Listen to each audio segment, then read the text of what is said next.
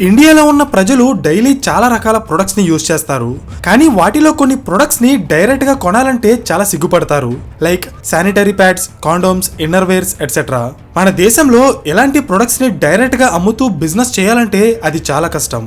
1990s టైంకి మన దేశంలో ఇన్నర్వేర్ బిజినెస్ అనార్గనైజ్డ్ గా ఉండేది. చాలా వరకు ఇన్నర్వేర్స్ ని లోకల్ కంపెనీలే తయారు చేసి అమ్మేసేవి. కానీ వాటిలో పెద్దగా క్వాలిటీ ఉండేది కాదు. సో ఇది చూసిన సుందర్ గిన్నామల్ అనే వ్యక్తి 1994లో పేజ్ ఇండస్ట్రీస్ అనే పేరుతో ఒక కంపెనీని స్టార్ట్ చేశారు. అమెరికాలో బాగా ఫేమస్ అయిన జాకీ బ్రాండ్ యొక్క లైసెన్స్ తీసుకుని పేజ్ ఇండస్ట్రీస్ అండర్లో వాటిని ఇండియాలో అమ్మేవారు. మనలో చాలా మందికి ఈ జాకీ బ్రాండ్ గురించి తెలుసు, కానీ దాన్ని ఇండియాలో సప్లై చేస్తున్న ఈ పేజ్ ఇండస్ట్రీస్ గురించి తెలీదు, అవునా? కానీ నిజానికి మనం ఈ కంపెనీ గురించే ఎక్కువగా తెలుసుకోవాలి. ఎందుకంటే ఇన్నర్వేర్స్ బయటికి కనిపిస్తేనే ఎంతో ఇబ్బందిగా ఫీల్ అయ్యే దేశంలో ఈ కంపెనీ వాళ్ళ జాకీ బ్రాండ్ ద్వారా కొన్ని వేల కోట్ల రూపాయల బిజినెస్ చేస్తుంది. అంతేకాదు 2007లో కేవలం 240 రూపీస్గా ఉన్న ఈ కంపెనీ షేర్ ప్రైస్ 2022 వచ్చేటప్పటికి దాదాపు 54,000కి పైగా పెరిగి ఇండియన్ స్టాక్ మార్కెట్లోనే వన్ ఆఫ్ ద కాస్ట్లీయెస్ట్ షేర్గా మారిపోయింది. కానీ ఈ కంపెనీ గురించి చాలా మందికి తెలీదు. అయితే ఈ వీడియోలో కేవలం జాకీ బ్రాండ్ గురించి మాత్రమే కాకుండా అది ఇండియాలో ఇంత పాపులర్ అవ్వడానికి కారణమైన పేజ్ ఇండస్ట్రీస్ యొక్క టోటల్ స్టోరీ ఏంటో నేను ఈ వీడియోలో చెప్పబోతున్నాను. Hello everyone, welcome to today's video and this is your friend Surya. Jockey కంపెనీని స్థాపించి ఇప్పటికీ సుమారు 150 సంవత్సరాలకి పైగా అవుతుంది. ఈ కంపెనీ ఫస్ట్ టైం అమెరికాలో స్టార్ట్ అయ్యి తర్వాత ప్రపంచ వ్యాప్తంగా ఉన్న ఎన్నో దేశాలకి వాళ్ళ బిజినెస్ ని ఎక్స్పాండ్ చేసింది. అయితే ఈ ప్రాసెస్ లోనే జాకీ కంపెనీ 1973లో ఫస్ట్ టైం ఇండియాలో వాళ్ళ బిజినెస్ స్టార్ట్ చేయాలనుకుంది. కానీ ఆ టైంకి ఇండియాలో ఫెరా అనే చట్టం అమల్లో ఉండేది, అంటే foreign exchange and regulation act. ఇదేం చెప్తుందంటే విదేశీ కంపెనీలు ఇండియాలో బిజినెస్ చేయాలనుకుంటే ఇక్కడ వాళ్ళ ఓనర్షిప్ని 40%కి తగ్గించుకొని మిగిలిన 60% ఓనర్షిప్ని ఇండియన్ పార్ట్నర్స్కి ఇవ్వాలి. అంటే ఇండియన్ బిజినెస్ మీద విదేశీ కంపెనీలకి ఓనర్షిప్ ఉండదు. ఇది చూసిన జాకీ కంపెనీ ఇండియాలో వాళ్ళ బిజినెస్ స్టార్ట్ చేయకుండా వెనక్కి వెళ్ళిపోయింది. తర్వాత 1991లో పివి నరసింహారావు గవర్నమెంట్ ఎకనామిక్ రిఫార్మ్స్ని అనౌన్స్ చేసి విదేశీ కంపెనీలని ఇండియాలో ఫ్రీగా బిజినెస్ చేసుకోవడానికి అలౌ చేశారు. అయితే ఇదే సరైన టైం అనుకున్న జాకీ కంపెనీ ఇండియాలో బిజినెస్ చేయడానికి లైసెన్స్డ్ పార్ట్నర్స్ని ఇన్వైట్ చేసింది. అంటే జాకీ కంపెనీ ఇండియాలో డైరెక్ట్గా బిజినెస్ చేయదు. ఇక్కడ ఏదో ఒక కంపెనీకి వాళ్ళ లైసెన్స్ ఇచ్చి ఇక్కడే వాళ్ళ ప్రొడక్ట్స్ని తయారు చేసి అమ్ముతుంది. అయితే 1994లో ఈ జాకీ లైసెన్స్ కోసం ఇండియాలో ఉన్న చాలా కంపెనీలు అప్లై చేశాయి. కానీ అమెరికాలో ఉన్న జాకీ కంపెనీ మాత్రం అన్ని అప్లికేషన్స్ని క్యాన్సిల్ చేసి కేవలం ఒక పర్సన్కి మాత్రమే లైసెన్స్ ఇచ్చింది. ఆయనే సుందర్ గిన్నామల్. ఈ సుందర్ గిన్నామల్ ఇండియన్ ఆరిజిన్ ఉన్న ఒక ఫిలిపియన్స్ బిజినెస్ మ్యాన్. ఈయన తండ్రి ఫిలిపియన్స్ దేశంలో టెక్స్టైల్ బిజినెస్ చేసేవారు. 1959లో ఆయన జాకీ కంపెనీ యొక్క లైసెన్స్ తీసుకుని ఫిలిపియన్స్ దేశంలో జాకీ ప్రొడక్ట్స్ ని సప్లై చేస్తూ బిజినెస్ స్టార్ట్ చేశారు. తర్వాత చాలా సంవత్సరాల పాటు ఈ గిన్నామల్ ఫ్యామిలీయే ఆ దేశంలో జాకీ ప్రొడక్ట్స్ ని సప్లై చేసింది. అయితే 1993లో జాకీ కంపెనీ ఇండియాలో వాళ్ళ బ్రాండ్ ని స్టార్ట్ చేయాలనుకున్నప్పుడు చాలా కంపెనీస్తో పాటు ఈ సుందర్ గిన్నామల్ కూడా ఇండియన్ లైసెన్స్ కోసం అప్లై చేశారు. ఆల్రెడీ ఎన్నో సంవత్సరాల నుండి ఫిలిపియన్స్ దేశంలో జాకీ పార్ట్నర్స్గా ఉన్న ఈ గిన్నామల్ ఫ్యామిలీకి ఆ కంపెనీ ఇండియన్ లైసెన్స్ కూడా అలోకేట్ చేసింది. సో 1994లో సుందర్ గిన్నామల్ ఇండియాలో జాకీ ప్రొడక్ట్స్ని తయారు చేయడానికి పేజ్ ఇండస్ట్రీస్ అనే పేరుతో ఒక కంపెనీని స్టార్ట్ చేశారు. ఈ కంపెనీ ఇండియన్స్ యొక్క మైండ్ సెట్కి తగ్గట్టుగా జాకీ ప్రొడక్ట్స్ని ఇక్కడే డిజైన్ చేసి అమ్ముతుంది. అండ్ అలా వచ్చిన టోటల్ సేల్స్లో దాదాపు 5% అమౌంట్ని అమెరికాలో ఉన్న జాకీ బ్రాండ్కి రాయల్టీ ఫీజుగా పే చేస్తుంది. సింపుల్గా చెప్పాలంటే ఇండియాలో జాకీ ప్రొడక్ట్స్ అమ్మడం ద్వారా పేజ్ ఇండస్ట్రీస్ అనే కంపెనీ సంవత్సరానికి ఒక 100 కోట్ల రూపాయలు సంపాదిస్తే అందులో 5 కోట్ల రూపాయల డబ్బుని జాకీ బ్రాండ్కి రాయల్టీ ఫీజుగా పే చేస్తుంది. సో అమెరికాలో ఉన్న జాకీ కంపెనీకి ఇండియాలో ఉన్న పేజ్ ఇండస్ట్రీస్కి మధ్య బిజినెస్ ఎలా జరుగుతుందో మీకు అర్థమైంది కదా. అయితే వీడియో కంటిన్యూ చేసే ముందు మీకు ఒక చిన్న ఇన్ఫర్మేషన్. రీసెంట్గా స్టాక్ మార్కెట్స్లో పెద్దగా రిటర్న్స్ రాకపోవడం వల్ల చాలా మంది ఇన్వెస్టర్స్ ఆల్టర్నేటివ్ ఇన్వెస్ట్మెంట్ ఆప్షన్స్ గురించి వెతుకుతున్నారు. అలాంటి వాళ్ళకి కార్పొరేట్ బాండ్స్ అనేవి ఒక పర్ఫెక్ట్ సొల్యూషన్. ఈ కార్పొరేట్ బాండ్స్ లో ఇన్వెస్ట్ చేయడానికి వింట్ వెల్త్ అనే ఒక ప్లాట్ఫామ్ ఉంది. ఇందులో కేవలం 10,000 నుండి మీరు బాండ్ ఇన్వెస్ట్మెంట్ స్టార్ట్ చేయొచ్చు. ఇక్కడ BBB నుండి ఏ వరకు రేటింగ్ ఉన్న బాండ్స్ ఉంటాయి. మంచి బాండ్లో ఇన్వెస్ట్ చేసి మీరు 9 to 12% వరకు ఫిక్స్డ్ రిటర్న్స్ని పొందొచ్చు. వింట్ వెల్త్ ప్లాట్ఫామ్లో ఇన్వెస్ట్ చేసే ప్రాసెస్ కూడా చాలా సింపుల్గా ఉంటుంది. ఈ ప్లాట్ఫామ్లో ఉండే స్పెషాలిటీ ఏంటంటే ఏదైనా కార్పొరేట్ బాండ్ని ఈ ప్లాట్ఫామ్లో లిస్ట్ చేసే ముందు ఆ బాండ్ని ఇష్యూ చేసిన కంపెనీ యొక్క ఫైనాన్షియల్ హెల్త్ ఎలా ఉంది అని కంప్లీట్గా ఆడిట్ చేశాకే వింట్ వెల్త్ ఆ బాండ్ని తమ ప్లాట్ఫామ్లో లిస్ట్ చేస్తుంది. అంతేకాదు వాళ్ళ ప్లాట్ఫామ్లో లిస్ట్ అయిన ప్రతి బాండ్లో స్వయంగా వింట్ వెల్త్ కంపెనీయే 2% ఇన్వెస్ట్ చేస్తుంది. ఈ బాండ్స్ అన్ని స్టాక్ మార్కెట్లో కూడా లిస్ట్ అవ్వడం వల్ల వాటి మెచ్యూరిటీ పీరియడ్ పూర్తవక ముందే ఇన్వెస్టర్స్ వాటిని అమ్ముకునే అవకాశం కూడా ఉంటుంది. బాండ్స్ అనేవి ట్రెడిషనల్ ఇన్వెస్ట్మెంట్స్ కి ఒక అల్టర్నేటివ్ ని క్రియేట్ చేసి ఇన్వెస్టర్స్ యొక్క రిస్క్ అండ్ రిటర్న్స్ ని బ్యాలెన్స్ చేస్తాయి. దీనితో పాటు వింట్ వెల్త్ ప్లాట్ఫామ్ లిక్విడిటీ ఫీచర్ ని కూడా తీసుకొచ్చింది. అంటే సేమ్ షేర్స్ లాగే బాండ్స్ ని కూడా ఈజీగా కొని అమ్మడానికి ఒక మార్కెట్ ప్లేస్ ని క్రియేట్ చేసింది. సో మీరు కూడా కార్పొరేట్ బాండ్స్ లో ఇన్వెస్ట్ చేయాలనుకుంటే కింద డిస్క్రిప్షన్ లో ఇచ్చిన లింక్ ని ఒకసారి చెక్ చేయండి. Investments in debt securities, municipal debt securities, securitized debt instruments are subject to risks, including delay and/or default in payment. Read all the offer-related documents carefully. So back to the concept. Jockey brand ఇండియాలో start అయ్యే టైంకి మన దేశంలో రూపా, Lux and VIP లాంటి కంపెనీలు innerwears అమ్ముతూ business చేసేవి. కానీ అప్పట్లో ఇన్నర్వేర్స్ ని ఒక ప్రైవేట్ ప్రొడక్ట్ గా ట్రీట్ చేసేవారు.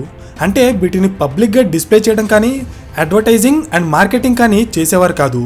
ఇన్నర్వేర్స్ అనేవి ప్రతి ఒక్కరికి అవసరమైనా కూడా మన దేశంలో ఉన్న ప్రజలు వీటిని ప్రైవేట్ ప్రొడక్ట్స్గా ఫీల్ అవ్వడం వల్ల వీటిని తయారు చేసే కంపెనీస్ కూడా డిజైన్ అండ్ కంఫర్ట్ మీద పెద్దగా ఫోకస్ చేయకుండా కేవలం కస్టమర్స్ యొక్క అవసరాలను తీర్చేలా తక్కువ ధరలో ఇన్నర్వేర్స్ని తయారు చేసి వాటిని లోకల్ వెండర్స్ ద్వారా కస్టమర్స్కి అమ్మేసేవారు. సో ఇది 1990s టైంకి ఇండియాలో ఇన్నర్వేర్ మార్కెట్ యొక్క పరిస్థితి. అయితే ఇప్పుడు జాకీ కంపెనీ కూడా మిడిల్ క్లాస్ ఇండియన్స్ని టార్గెట్ చేసి అఫోర్డబుల్ ప్రైజెస్లో ఇన్నర్వేర్స్ని తయారు చేస్తే అప్పుడు ఆల్రెడీ ఇదే సెగ్మెంట్లో పనిచేస్తున్న రూపా, లక్స్ అండ్ విఐపి లాంటి ఇండియన్ కంపెనీస్తో పోటీ పడాలి. కానీ సుందర్ గినామల్ అలా చేయలేదు. జాకీని ఇండియాలో ఒక అఫోర్డబుల్ బ్రాండ్గా కాకుండా ఒక ఆస్పిరేషనల్ బ్రాండ్గా మార్చాలనుకున్నారు. ఈ రెండింటికి ఉండే తేడా ఏంటంటే అఫోర్డబుల్ బ్రాండ్స్ అనేవి కస్టమర్స్ ఈజీగా కొనుక్కునేలా తక్కువ ధరలో అవైలబుల్గా ఉంటాయి. కానీ ఆస్పిరేషనల్ బ్రాండ్స్ అలా కాదు, ఇవి చాలా కాస్ట్లీగా ఉంటాయి. కస్టమర్స్ ఎప్పటికైనా వీటిని కొనుక్కోవాలి అనే డ్రీమ్ని క్రియేట్ చేస్తాయి. అందుకే వీటిని ఆస్పిరేషనల్ బ్రాండ్స్ అంటారు. Like Mercedes Benz, Rolex, Apple etcetera. ఈ బ్రాండ్స్ని కొన్నప్పుడు కస్టమర్స్ క్రౌడ్ నుండి ఎలివేట్ అయినట్టు ఫీల్ అవుతారు. అందుకే సుందర్ గినామల్ ఇండియాలో జాకీని కూడా ఒక ఆస్పిరేషనల్ బ్రాండ్గా ప్రెజెంట్ చేయాలనుకున్నారు. కానీ అలా చేయాలంటే ముందు వాళ్ళు 3 విషయాల మీద ఫోకస్ చేయాలి. అవే branding, pricing and marketing. Jockey అనేది ఒక వెస్ట్రన్ బ్రాండ్. ఇది ఇండియాలో స్టార్ట్ అవ్వక ముందే వెస్ట్రన్ కంట్రీస్లో ఈ బ్రాండ్కి మంచి గుర్తింపు ఉంది. సో జనరల్గా ఇండియన్స్ ఫారెన్ బ్రాండ్స్ని లోకల్ బ్రాండ్స్ కంటే మోర్ వాల్యుబుల్గా చూస్తారు. అందుకే జాకీ కంపెనీ ఎప్పుడు కూడా అది ఒక ఫారెన్ బ్రాండ్ అనే ఫీలింగ్ని కోల్పోకుండా అలాగే మెయింటైన్ చేస్తుంది. మీకు అర్థమయ్యేలా చెప్తా చూడండి. ప్రెజెంట్ ఇండియాలో అమ్ముడవుతున్న జాకీ ప్రొడక్ట్స్ అన్నీ కూడా ఇండియాలోనే డిజైన్ చేసి ఇక్కడే తయారు చేస్తారు. కానీ జాకీ కంపెనీ మాత్రం అవి ఇండియాలోనే తయారయ్యాయి అనే ఫీలింగ్ని ఎక్కడా కనిపించనివ్వదు. వాళ్ళ ప్యాకేజింగ్ మీద ప్రింట్ చేసే మోడల్స్ దగ్గర నుండి వాళ్ళ యాడ్స్లో కనిపించే యాక్టర్స్ వరకు ప్రతిదీ వెస్ట్రన్ స్టైల్లోనే ఉంటుంది. బికాస్ ఆ వెస్ట్రన్ ఫీలింగ్ ఉన్నంత వరకే జాకీ బ్రాండ్కి వాల్యూ ఉంటుంది. అందుకే ఇప్పటికీ కూడా జాకీ కంపెనీ ఒక్క ఇండియన్ సెలబ్రిటీని కూడా వాళ్ళ బ్రాండ్ అంబాసిడర్గా రిక్రూట్ చేసుకోలేదు. Next pricing. ఏ కంపెనీకైనా వాళ్ళ ప్రొడక్ట్స్ని వేరే ప్రొడక్ట్స్తో సెపరేట్ చేసి ప్రీమియం ప్రొడక్ట్స్గా చూపించుకోవడానికి ప్రైజింగ్ అనేది ఒక కీ రోల్ ప్లే చేస్తుంది. సో జాకీ కంపెనీ కూడా అదే చేసింది. లోకల్ బ్రాండ్స్ అన్ని అఫోర్డబుల్ సెగ్మెంట్ని టార్గెట్ చేస్తే జాకీ మాత్రం ప్రీమియం సెగ్మెంట్ని టార్గెట్ చేసి బిజినెస్ చేసేది. అయితే ఇక్కడ మీకు ఒక విషయం తెలియాలి. ఇండియాలో ప్రీమియం ప్రొడక్ట్స్ని కొనే వాళ్ళ సంఖ్య చాలా తక్కువగా ఉంటుంది. మన దేశంలో అఫోర్డబుల్ ప్రొడక్ట్స్నే ఎక్కువగా కొంటారు. అందుకే సుందర్ గినామల్ జాకీని కేవలం ప్రీమియం సెగ్మెంట్కి మాత్రమే పరిమితం చేయకుండా సబ్ ప్రీమియం సెగ్మెంట్లో కూడా జాకీ ప్రొడక్ట్స్ని లాంచ్ చేశారు. ఫర్ ఎగ్జాంపుల్, లోకల్ బ్రాండ్స్ యొక్క ఇన్నర్వేర్ ప్రైజెస్ 100 నుండి 250 మధ్యలో ఉంటే జాకీ మాత్రం సబ్ ప్రీమియం సెగ్మెంట్లో 250 నుండి 500 అండ్ ప్రీమియం సెగ్మెంట్లో 500 నుండి 1000+ వరకు అమ్ముతుంది. ఇలా చేయడం వల్ల జాకీ ఒక ఆస్పిరేషనల్ బ్రాండ్గా ఉంటుంది.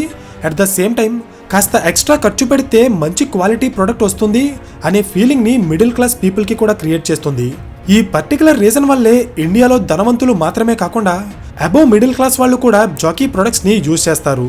అర్థమైందా? Next marketing.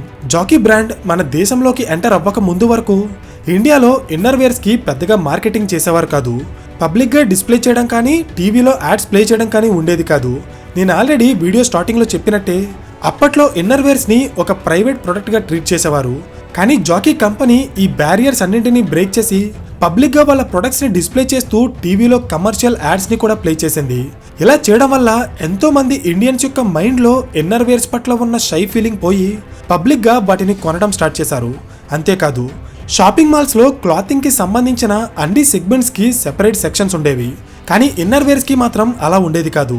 ఇది చూసిన సుందర్ గినామల్ ప్రతి మాల్లో కూడా జాకీ బ్రాండ్స్కి సంబంధించిన అవుట్లెట్స్ని ఓపెన్ చేసి వాళ్ళ ప్రొడక్ట్ యొక్క డిజైన్ అండ్ క్వాలిటీ ఏంటో ప్రతి ఒక్కరికి తెలిసేలా పబ్లిక్గా వాటిని మాల్స్లో డిస్ప్లే చేసేవారు. ఈ కంపెనీకి ఉన్న మరొక అడ్వాంటేజ్ ఏంటంటే ఇండియాలో జాకీ ప్రొడక్ట్స్ని తయారు చేసే సప్లై చైన్ మొత్తాన్ని పేజ్ ఇండస్ట్రీసే కంట్రోల్ చేస్తుంది. అంటే సప్లై చైన్లో ఉన్న ఏ సెగ్మెంట్ని కూడా అవుట్సోర్సింగ్ చేయకుండా డిజైన్, మ్యానుఫ్యాక్చరింగ్ అండ్ డిస్ట్రిబ్యూషన్ ఇలా అన్ని పనులు కూడా పేజ్ ఇండస్ట్రీసే సొంతంగా చేసుకుంటుంది. ఇలా చేయడం వల్ల ఒక కంపెనీకి వాళ్ళు తయారు చేసే ప్రొడక్ట్ యొక్క క్వాలిటీ అండ్ ప్రైజింగ్ మీద కంప్లీట్ కంట్రోల్ ఉంటుంది. బ్రాండ్కి కస్టమర్కి మధ్య మీడియేటర్స్ ఉండరు కాబట్టి ప్రాఫిట్ మార్జిన్ కూడా ఇక్కడ ఎక్కువగా ఉంటుంది. అందుకే జాకీ కంపెనీ యొక్క రెవెన్యూ అండ్ ప్రాఫిట్స్ ఈ సెగ్మెంట్లో పనిచేస్తున్న వేరే కంపెనీస్తో పోలిస్తే చాలా ఎక్కువగా ఉంటుంది. ఈ పర్టికులర్ రీజన్ వల్లే 2007లో కేవలం 240 రూపీస్గా ఉన్న పేజ్ ఇండస్ట్రీస్ స్టాక్ ప్రైస్ 2022 వచ్చేటప్పటికి 54,000కి రీచ్ అయ్యి 15 ఏళ్లలో దాదాపు 22,000% ప్రాఫిట్ ఇచ్చింది. ఈ కంపెనీ షేర్ ప్రైస్ ఇంతలా పెరగడానికి రీజన్ ఏంటంటే page industries company Indian stock మార్కెట్లో లిస్ట్ అయిన దగ్గర నుండి ఇప్పటి వరకు ఒక్కసారి కూడా షేర్ స్ప్లిట్ కానీ బోనస్ షేర్స్ని కానీ అనౌన్స్ చేయలేదు. సో ఈ కంపెనీ షేర్స్ మార్కెట్లో లిమిటెడ్గా ఉండటం వల్ల దానికి విపరీతంగా డిమాండ్ పెరిగి దీని షేర్ ప్రైస్ దాదాపు 50,000కి పైగా క్రాస్ చేసింది. అర్థమైందా? పేజ్ ఇండస్ట్రీస్కి కేవలం ఇండియాలో మాత్రమే కాకుండా శ్రీలంక, బంగ్లాదేశ్, నేపాల్, భూటాన్, మాల్దీవ్స్ అండ్ కొన్ని అరబ్ కంట్రీస్లో కూడా జాకీ లైసెన్స్ ఉంది. అంటే ఈ దేశాల్లో కూడా జాకీ ప్రొడక్ట్స్ని పేజ్ ఇండస్ట్రీసే అమ్ముతుంది. సో ఇది పేజ్ ఇండస్ట్రీస్ యొక్క టోటల్ స్టోరీ. ఈ వీడియో మీకు ఇన్ఫర్మేటివ్గా అనిపిస్తే ఖచ్చితంగా లైక్ చేసి మీలో ఎవరైనా కార్పొరేట్ బాండ్స్లో ఇన్వెస్ట్ చేయాలనుకుంటే కింద డిస్క్రిప్షన్లో ఇచ్చిన లింక్ని ఒకసారి చెక్ చేయండి. So thank you for watching and I will see you in the next video. Till then this is your friend Surya signing of.